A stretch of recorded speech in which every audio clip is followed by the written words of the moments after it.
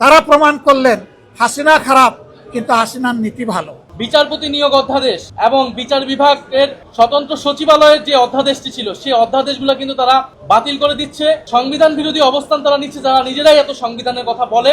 গণতন্ত্র বিরোধী, গণবিরোধী অনেকগুলো আইন আজকের এই মহান সংসদে আইনে পরিণত করে আজকে সংসদকে কলুষিত করা হয়েছে। যেই বিলগুলোর মাধ্যমে সুস্পষ্টভাবে জনগণের অধিকার হরণ, সুপ্রিম কোর্টের এখতিয়ার কেড়ে নেওয়া এবং নির্বাচনী ব্যবস্থাকে ধ্বংস করার পায়তারা ছিল।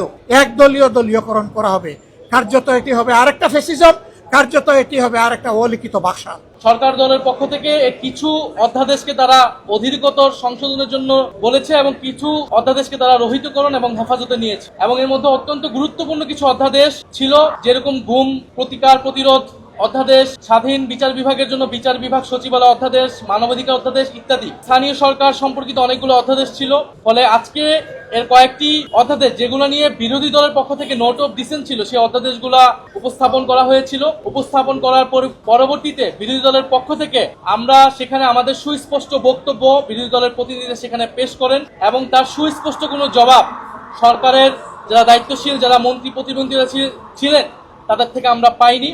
অত্যন্ত গুরুত্বপূর্ণ যা মানবাধিকার বিষয়ক অধ্যাদেশ এবং স্বাধীন বিচার বিভাগের জন্য যে আমাদের এত লড়াই সংগ্রাম, সেই স্বাধীন বিচার বিভাগের জন্য বিচারপতি নিয়োগ অধ্যাদেশ এবং বিচার বিভাগের স্বতন্ত্র সচিবালয়ের যে অধ্যাদেশটি ছিল সেই অধ্যাদেশগুলো কিন্তু তারা বাতিল করে দিচ্ছে। এছাড়াও স্থানীয় সরকার সম্পর্কিত অনেকগুলো অধ্যাদেশ যেটার মাধ্যমে সংবিধান বিরোধী অবস্থান তারা নিচ্ছে, যারা নিজেরাই এত সংবিধানের কথা বলে। প্রশাসক নিয়োগ করে দলীয়করণ করে এবং স্থানীয় সরকার প্রতিষ্ঠানটি যদি না দাঁড়ায় সেই ব্যবস্থার জন্য তারা কিছু অধ্যাদেশকে আইনে পরিণত করেছে বিরোধী দলের যৌক্তিক আপত্তি সত্ত্বেও। এবং একটা পর্যায়ে মাননীয় বিরোধী দলের নেতার নেতৃত্বে আমরা আজকে একটি সাময়িক ওয়াকআউটও করতে বাধ্য হয়েছি, কারণ গণতন্ত্র বিরোধী, গণবিরোধী অনেকগুলো আইন আজকের এই মহান সংসদে আইনে পরিণত করে আজকে সংসদকে কলুষিত করা হয়েছে। কিছু বিল সংসদের সামনে এসেছিল, কিছু বিলে আমাদের কোনো আপত্তি ছিল না। আমরা মনে করি যে এইগুলা জনস্বার্থে প্রয়োজন, সেই বিলগুলোতে আমরা সম্মত হয়েছি এবং সর্বসম্মতিক্রমে সেটা পাশ হয়েছে। আবার কিছু বিল সংসদে উত্থাপন করা হয়েছিল, যেই বিলগুলোর মাধ্যমে সুস্পষ্টভাবে জনগণের অধিকার হরণ, সুপ্রিম কোর্টের এখতিয়ার কেড়ে নেওয়া এবং নির্বাচনী ব্যবস্থাকে ধ্বংস করার পায়তারা ছিল। আমরা সেই বিলগুলোতে আপত্তি উত্থাপন করেছিলাম। আমাদের আপত্তিতে আমাদেরকে সুযোগ দেওয়া হয়েছিল প্রথমে 2 মিনিট। আমরা প্রতিবাদ করে বললাম যে 2 মিনিটে তো কোনো বক্তব্য উপস্থাপন করা সম্ভব নয়। তখন স্পিকার মহোদয় প্রথম বক্তাকে 3 দফায় বাড়িয়ে 6 মিনিট দিলেন, যেটা ছিল আসলেই আমাদের উপর একটা অবিচার। কথাটা বলা ঠিক হয় না, তবে সুবিচার হয়নি। তারপরে আমরা দাঁড়িয়ে দেখলাম সংশ্লিষ্ট মন্ত্রী, তার কোনো সময়ের লিমিট নাই, দীর্ঘ সময় ধরে প্রাসঙ্গিক অপ্রাসঙ্গিক অনেক কথাই তিনি বললেন। আমরা তখন বললাম যে আমরা মাননীয় স্পিকারের কাছে আমরা সুবিচার আশা করি। একজনকে আনলিমিটেড টাইম পারমিট করা হচ্ছে আর আরেকজনকে 2 মিনিট দেওয়া হচ্ছে। এইরকম ভারসাম্যহীনভাবে আজকে আমাদেরকে দিনটা অতিক্রম করতে হয়েছে। আমরা জনস্বার্থে আমরা সুস্পষ্টভাবে আমাদের আপত্তি জানিয়েছি যে আমরা বিচার বিভাগকে স্বাধীন হিসাবে দেখতে চাই, আর সেই বিচার বিভাগের স্বাধীনতার জন্য বিচারক নিয়োগ এবং স্বাধীন সচিবালয় বিচার বিভাগের কায়েম অতি জরুরি, যা ইতিমধ্যে একটি রায়ের মাধ্যমেও গতকাল এটা জনগণের সামনে এসেছে। আমরা বলেছি সংবিধান এবং সর্বশেষ রায় এই দুইটাই বলে দিচ্ছে যে এই 2 জায়গায় হাত দেওয়া সঙ্গত নয়, এটি অন্যায়, এটি বিচার বিভাগের উপরে নির্লজ্জ হস্তক্ষেপের শামিল। সুতরাং এখানেও আমরা ডিফার করি। এরপরে বিচারক নিয়োগের ক্ষেত্রে কথা এসেছে, তারাই যুক্তি দিতে গিয়ে প্রমাণ করেছেন যে অতীতে দলীয় বিবেচনায় যে সমস্ত বিচারপতিদেরকে নিয়োগ করা হয়েছিল তাদের হাতেই বিচারপতি খায়রুল হকের জন্ম হয়েছে, বিচারপতি মানিকের জন্ম হয়েছে এবং শপথবদ্ধ রাজনীতিবিদ জনাব এনায়েত রহিমের জন্ম হয়েছে। তারা এটা স্বীকার করেছেন। আমরা সেই জায়গাটাই ফোকাস করেছিলাম যে বিচার বিভাগের নিয়োগ যদি নির্বাহী বিভাগের কর্তৃত্বের ভিতরে থাকে তাহলে বিচার বিভাগে এই ধরনের দুর্ঘটনা ঘটতেই থাকবে এবং জনগণ ন্যায় বিচার থেকে বঞ্চিত হবেন। কাজেই আমরা চাই না যে এখানে নির্বাহী বিভাগের কোনো কর্তৃত্ব থাকুক। ইন্টারিম গভর্নমেন্ট যে অধ্যাদেশ জারি করেছিল সেখানে কার্যত নির্বাহী বিভাগের কোনো প্রভাব ছিল না। তারা আগেরটাই ফিরে গিয়ে তারা প্রমাণ করলেন হাসিনা খারাপ কিন্তু হাসিনার নীতি ভালো।